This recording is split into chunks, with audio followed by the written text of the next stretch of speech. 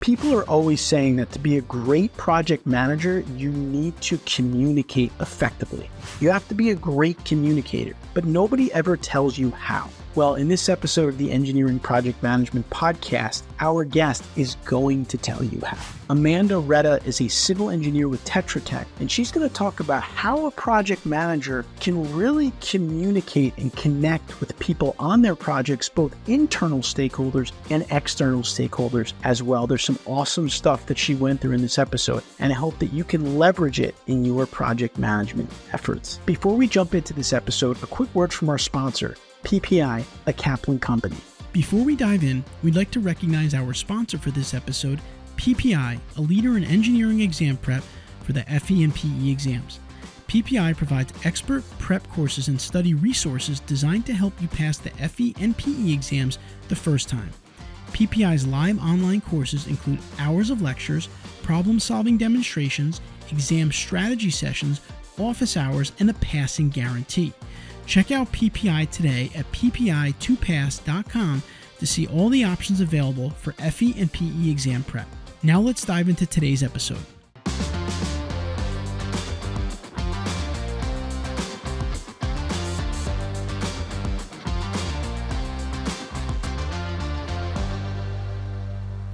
All right, now I'd like to welcome our guest onto the podcast for today. Amanda Retta is a civil engineer at Tetra Tech. Amanda, welcome to the Engineering Project Management Podcast. Hi, thanks for having me.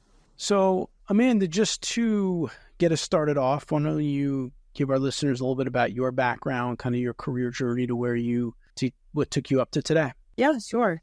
So I am actually from Texas. I grew up in the Dallas, Texas area, but started my career down in Houston out of college. I graduated from Texas A&M University back in 2015.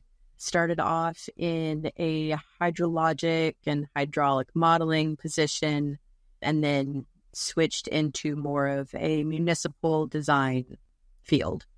So from there, I decided to start looking for jobs in New York City, and I found this position with Tetra Tech and moved up here about 2 years ago. So now I do a lot of work in resiliency and sustainability. We do a lot of green infrastructure projects and stormwater modeling and design. That's kind of my focus now. Okay, great. Big difference from Texas to New York. Right? Very big difference. Yeah, very big. All right, so let's talk a little bit about projects and project management and working on projects. Talk a little bit about communication and the importance of communication on civil projects, and how you've seen it kind of impact your projects and yourself just personally. Yeah, so a lot of my projects, especially with Tetra Tech, involve a lot of players. There are a lot of different types of engineers from all over the country that I work with. So communication obviously plays a major role in our project production. I have structural engineers in Michigan and Delaware.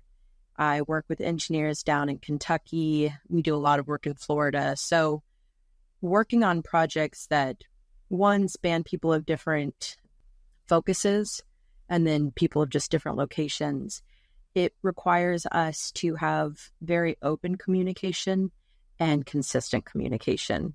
We use a lot of the softwares, and we use Microsoft Teams a lot to help kind of create a channel that we can use to keep everyone up to date on the latest project developments, design changes, etc.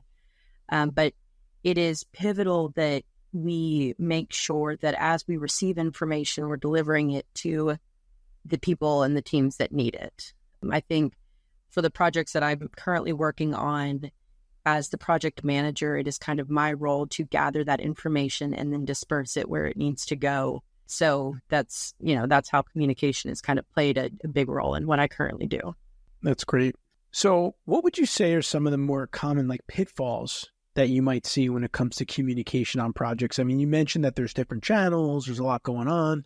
What have you found to be some things you need to be aware of if you're an engineer working on projects?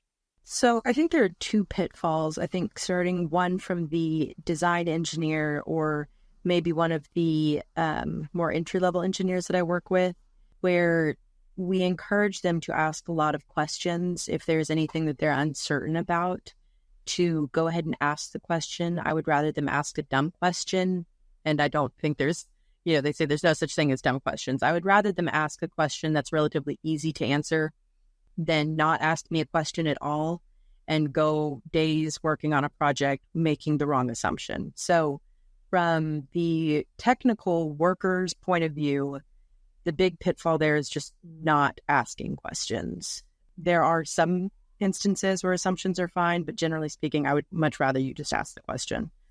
From the manager side, I think the pitfall, or at least the obstacle that I run into the most, is my day will be packed with meetings or tasks that I need to accomplish on a bunch of different projects. And if I have, say, a meeting in the morning where I learn some new information, and then I immediately go into other back-to-back things and don't get that information passed on in a timely manner, or maybe I just forget about it for a few days, it obviously leads to schedule setbacks, or, an engineer is continuing to work on that project with some old information. And so the pitfall is trying to stay on top of all of the things that you're learning while still trying to accomplish all of the other things that need to be done, because you're very rarely just managing one project at a time. You've got a handful of projects and there's a bunch of moving information on all of those. So remembering to relay that information almost as quickly as you get it, or at least take notes, and then at the end of the day, set time to get that information out. Those are the systems that I've had to put in place to make sure that I am not the reason why our projects aren't hitting their deadlines. Yeah, I mean, I think you hit on two big pitfalls. The one being, younger engineers, let's say younger project managers, being afraid to ask a question, right? And then they end up going off on a tangent and they spend 40 hours on a project that they shouldn't be working on. They're redoing something, or rework, I guess is a good way to think of it. So that's one major problem. That's why you really need to encourage younger professionals to ask questions, even if, like you said, they feel like maybe it's simple. You don't want to bother me. I'd rather you bother me now and we can answer your question than you work on it and get off track. So that's definitely one. And then I think the second one that you mentioned is also a real challenge, because when you have multiple venues or avenues for communication today and you're working on multiple projects, it can become very overwhelming for a project manager or just a project team member. Now you have different teams or Slack channels, you have your email, you have a client calling you, and it's like, how do you manage all these things? And I think the one thing that you mentioned is something that you really have to think about as a project professional, which is you don't want to hold a project up for sure, but if you can't just sit there all day and wait for messages. So there has to be some kind of balance between the two where, you have, I don't know, maybe it's every hour, every couple hours, you do go through your messages and check them, but you also give yourself an hour or two to do some of the project work that you need to do. So I really think that's important today, that we kind of have a good workflow and a good mix of back and forth. So it's not completely frenetic and reactive all day, and you're able to accomplish some things, but at the same time, you certainly don't want to delay a project by half a day or whatever the case may be. So do you have any examples from one of your projects where, maybe asking the right questions did kind of impact the project's outcome? Yeah, so there are actually two projects that I think are good examples of this. I wouldn't say that they ultimately impacted the outcome, but they definitely caused us to do some rework that may have been unnecessary. In stormwater design, of course, the first thing you have to do is do an analysis of how much rainfall the system was collecting today versus how much you anticipate it to collect once your design has been constructed. And that requires really making sure that you are gathering all of the area that's draining to your system. And sometimes younger engineers have a hard time grabbing all of that area. And so two of the projects that I've worked on since joining Tetra Tech, it's been kind of a team effort in making sure that we're capturing those drainage areas completely. It's really easy to get kind of bogged down in a project when it's all you look at day after day. I think young engineers, entry-level engineers, and EITs, they do less balancing of multiple projects, and they are typically kind of zoned in on one project day in and day out.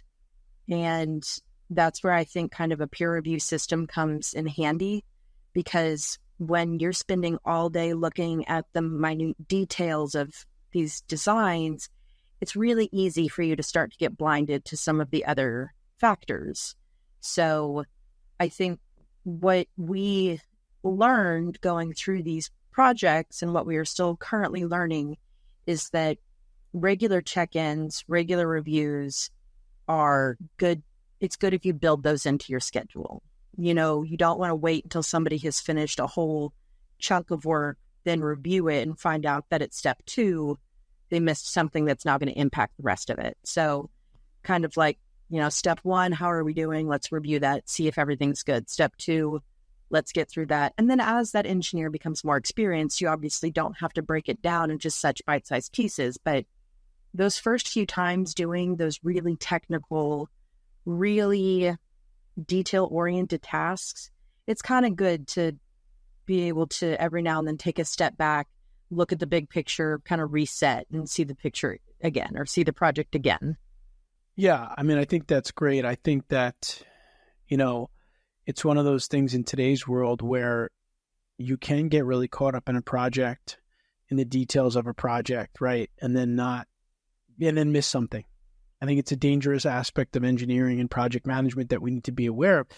And I think the one thing that you said that I really like is creating some consistent workflows, consistent schedules for your design meetings. I feel like in a world of like frenetic back and forth communication, by creating some of these consistent communication points, it can help us to, not have to worry about missing something, right? Like I know there's a really good book that I read not long ago called A World Without Email by Cal Newport, which is just basically talking about how we've created all these different asynchronous streams of communication between texts and social media and Teams and email. So now everyone's managing these things, and it takes them away from doing their actual work because they're constantly managing these communications. So by creating regular workflow items, it allows you to minimize that. So for example, if you and I have a meeting every week to review our projects, we can have a standing agenda. And if something comes up, we could both type it into that agenda. And when we meet on Fridays, we could just look at it. Now, if it's something that's really urgent and it can't wait till Friday, we can message each other. But a lot of times the stuff isn't like overly urgent. And if we met once or twice a week, we could flush all that out and then not have to worry about messaging each other back and forth. So I think definitely building some of these more standard routines into our practices can really help us as project managers, as project team members, just to have like less stress, and less things for us to think about, worry about, essentially.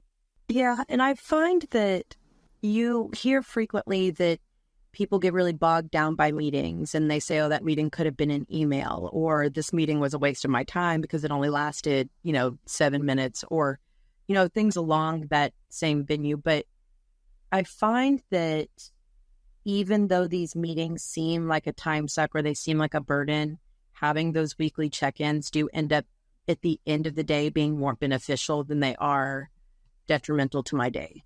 I think a lot of managers will feel like when they spend all day in these meetings, it's an energy suck and they could be doing something way more productive with that time. And to an extent, that's true. But I have a project right now where we don't have regular meetings set up. And I think, a couple of times a week, I think about how much better it would be for me relaying information if we had a weekly meeting. So yeah, it's just one of those, kind of give and take things where some people hate meetings. Some people think we don't need them, but I'm of the party that thinks that I think they're more beneficial than they are, a burden. Yeah. I mean, it's like, do you want to have one focused meeting every week to communicate a bunch of things, or do you want to get 100 messages during the week, right? It's like, and sometimes it can't wait a week. I understand that. But my point being is that there are better ways to do things. It's even like with text messaging. Like sometimes if I find I'm getting a lot of text messages, but they're not that important, I could just mute the conversation, and at night I could read through them all at once. It's not like taking my distraction away all day. Yeah. And I feel that same way about emails too. Sometimes I'm so overwhelmed by the number of emails waiting for my attention that, I almost wish that somebody would have just called me and we could have just had the conversation. Right. So definitely, I think part of management is learning how to kind of triage your communication avenues. What can be taken care of in a phone call? What absolutely needs to be in an email, because sometimes you need a paper trail for that sort of thing, or what can wait a couple of days until you have a meeting and you kind of discuss everything all at once. Yeah, it's almost like prioritizing, different communications, right, for how important they are. So another thing that's important in communication is, assumptions. I mean, we can make assumptions at times, but sometimes if we assume things, there could be misunderstandings. So how do you kind of approach like assumptions in communication to prevent misunderstandings and just to ensure that there's clarity in your conversations? That's a really good question. And I don't know that I know the answer to that one, because there are definitely times where assumptions can be made and with very little consequence as to what it is, or we don't have enough information. So with the information we're making an assumption. But there are other times where the engineers that are working on my projects make an assumption. And kind of like I said earlier, it's not the right assumption, or it's not necessarily wrong, but it's not the direction I would have gone. And so it does kind of cause us to go backwards, take a few steps back in order to move forward in the right direction. I think when it comes to making assumptions, it comes with experience to figure out what you would typically do in a situation. It's really hard to kind of mentor, guide these younger engineers, because part of you wants them to take initiative and do a little bit of research and make a decision on their own, because as a manager, you kind of hit a decision fatigue.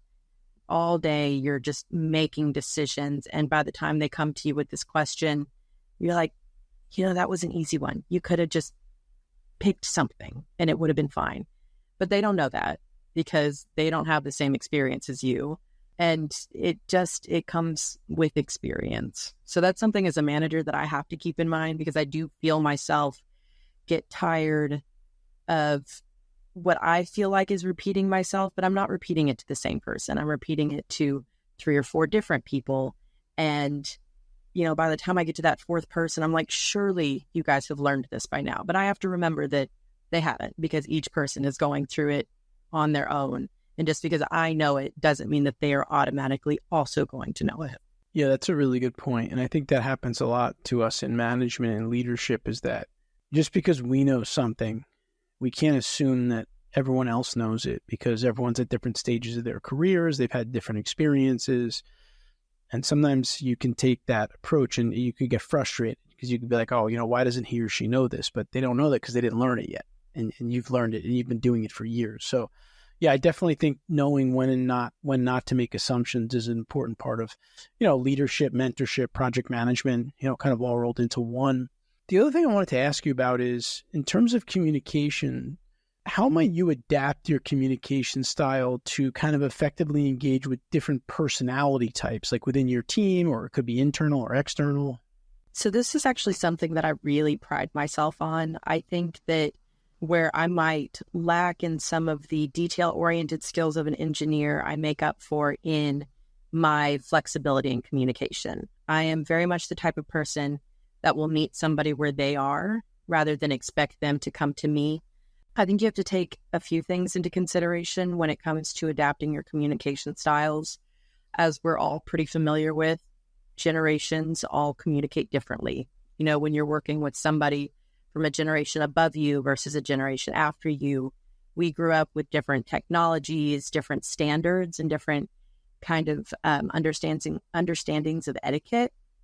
And so I find that the best way for me to work with other people and the best way for me to build a network is to figure out how a person communicates and then adapt my style to them. And not everybody is that flexible. A lot of people are really particular about the way that they want to be communicated with.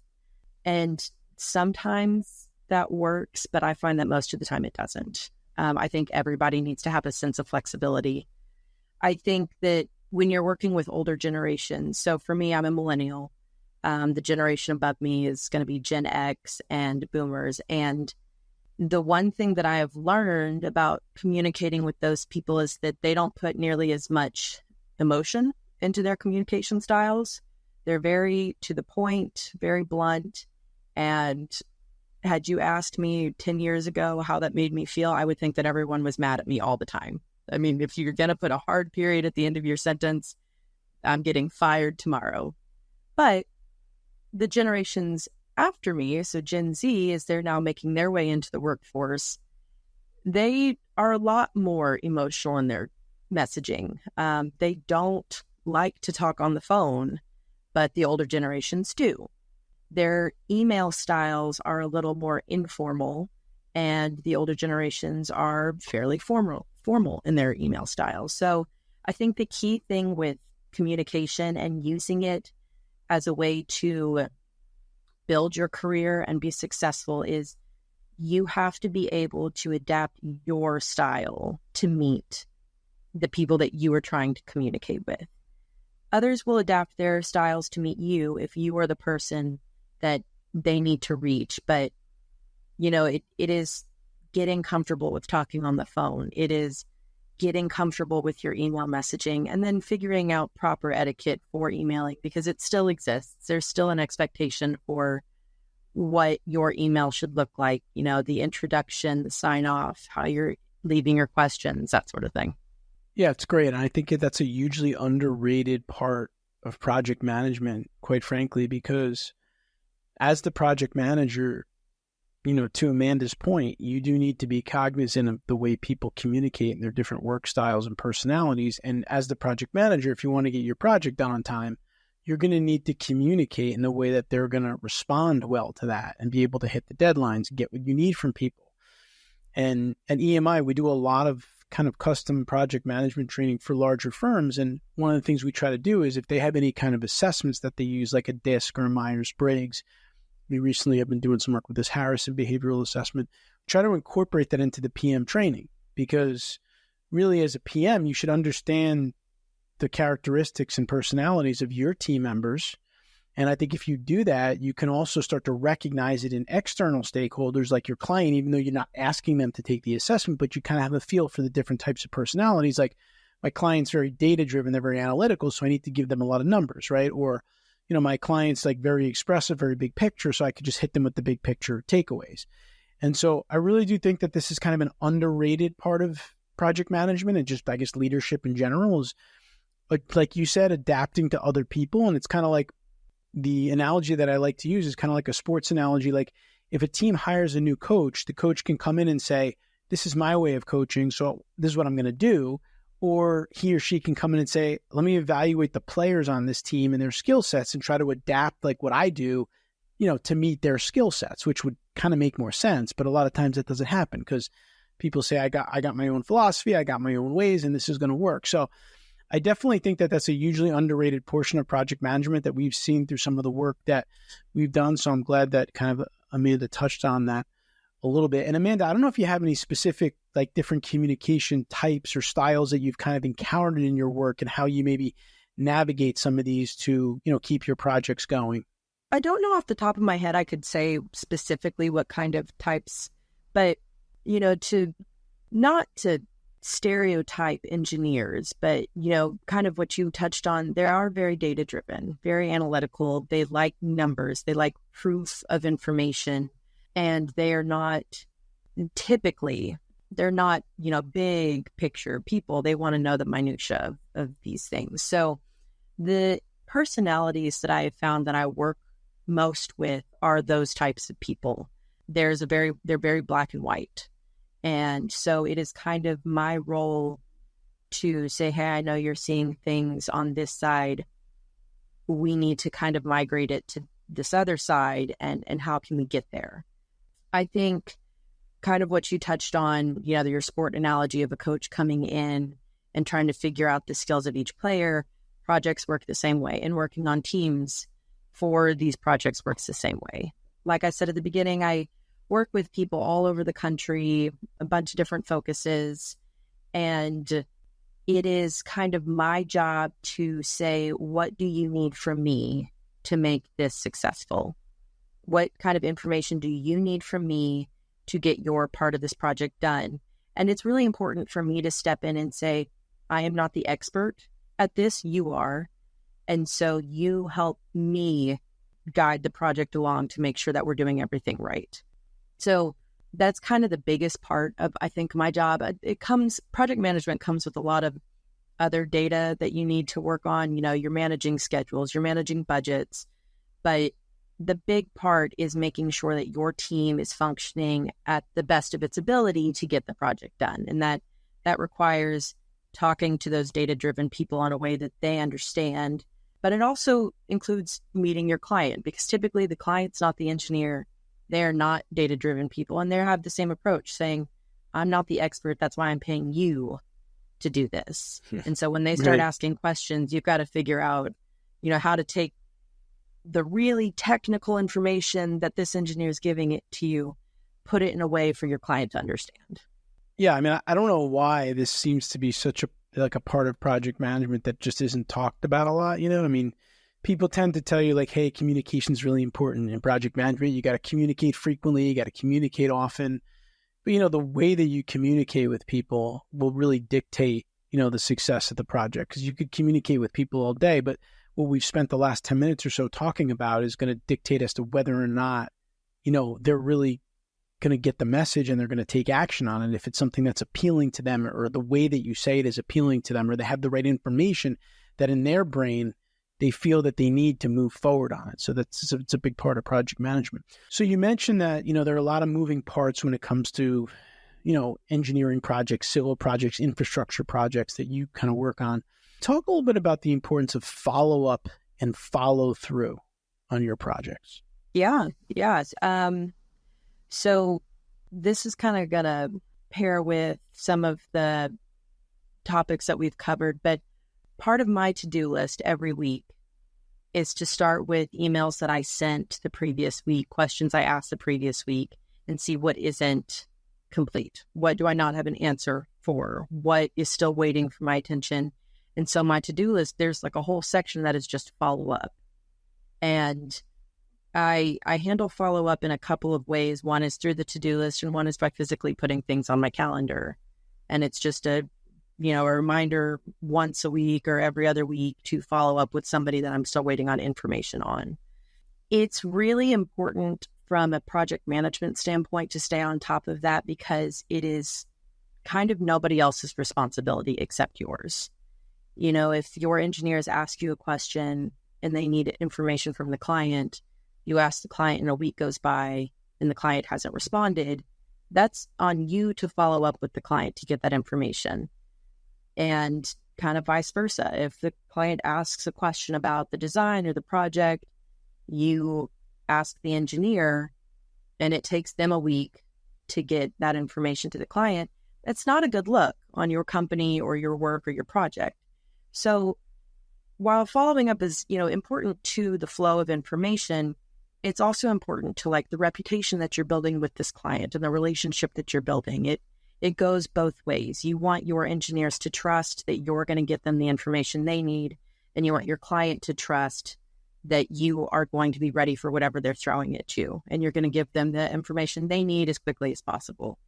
So, creating those systems and putting those systems in place so that you do follow up and you follow through it in a timely manner, that's very important to not just getting the project done, but also forming a relationship with a repeat client. Yeah, and in the consulting world, I would say a lot of the firms that we work with, they do 80 to 90% repeat clients. So that's critically important. And that's project managers drive that repeat work, which is important. And I think you're right. I think it's if you the follow-up is really what makes you a successful project manager, because anybody can maybe hold a meeting and then let everybody go on their way. But can you follow up on it and make sure that what was talked about in the meeting is executed on? And, to your point, I think that that's something that, really good project managers do well. And those that don't follow up, their projects are coming in late and they're coming in over budget because they weren't effective in the way that they followed up, which a lot of that too stems back to communication that we talked about. And that helps you with your follow-up. Yeah. And I've definitely kind of learned that, I'm not going to say the hard way, but I've stumbled a few times, absolutely, where a client has given me information and kind of the follow through aspect of your question. I took that information and I said, absolutely, I hear you. And then I never followed through on getting it to the design. So our design went to construction. The client said, hey, what about this? And I was like, oh my God, I forgot about that. And, again, that is on me, because the project manager's role, one of their roles, is to create that line of communication between what the client wants and what ends up in the final product. Yeah, right. You're kind of that, conduit to make sure that gets done. So last question before we go into our final PM pitfall segment here. Is there any last pieces of advice, like big picture advice, big takeaway from you in your career as a project manager that you would just leave some of our up and coming project managers with as we start to wrap up here today? Any last big pieces of advice? Yeah, I think one of the best pieces of advice that I got from a manager that I worked for back in Texas, she said, everything is fixable.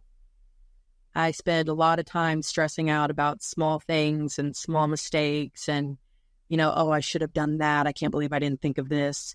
And it is a nice reminder that at the end of the day, everything is fixable. You might make somebody upset for a moment, but you didn't bring the world down. So everything is fixable. Things are going to get hard, but it's not the end of the world. The sun will still come up tomorrow. I think that's really good advice, especially for like a younger professional or an inexperienced PM that is nervous that, the project's going to explode because I did this one thing wrong. You're going to make mistakes. I mean, these are big, intense, complex projects, but if you surround yourself with good people, if you're asking questions like we talked about earlier from your PM and you're getting feedback and mentoring from them, you'll make it. And the little mistakes, there'll be maybe learning experiences for you that you can draw on, and that'll be beneficial. Yeah, and I think it's also really important for young engineers and young managers to know that it's okay to say you don't know the answer. I think some people feel like if young engineers are coming to them with questions, that they're supposed to have some kind of expertise advice to give back. And, I frequently find that I don't know the answer yet, but it's because I haven't had that experience yet, or I've never worked on a project like this before. So it's more of an, I don't know, but I can try to find out for you, or I don't know, but let's figure it out together. All right. So on that note, what we're going to do is we're going to take a quick break, and then we'll come back for our final question for our PM Pitfall segment with Amanda. We'll be right back.